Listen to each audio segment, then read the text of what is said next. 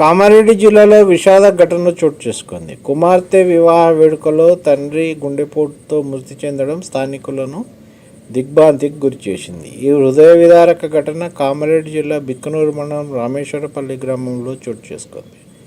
బంధువులు, స్థానికులు తెలిపిన వివరాల ప్రకారం రామేశ్వరపల్లి గ్రామానికి చెందిన కుడిక్యాల బాలచంద్రం వృత్తిరీత్యా కామారెడ్డిలో స్థిరపడ్డాడు. ఆయనకు భార్య రాజమణి, 2 కుమార్తెలు ఉన్నారు. పెద్ద కూతురు కనకమహాలక్ష్మి వివాహం బెంగళూరుకు చెందిన రాఘవేంద్రతో జరిపించాలని ఇటీవల నిశ్చయించారు.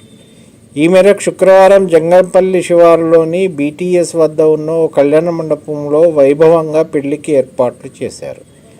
బంధుమిత్రులంతా ఈ వేడుకకు హాజరయ్యారు. వివాహ క్రతువులో భాగంగా కన్యాదానం చేసిన అనంతరం తీవ్ర అస్వస్థతకు గురైన బాలచంద్ర పెళ్లి మండపంలోనే కుప్పకూలిపోయాడు.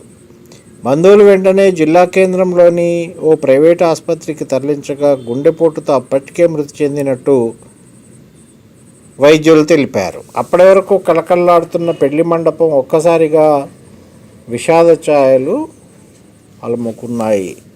పెండ్లై బిడ్డ పోతున్నదంటే, అత్తగారింటికి పోతున్నది అంటే తండ్రికి గుండె బలిగిపోయింది. చూడండి, ఘోరం.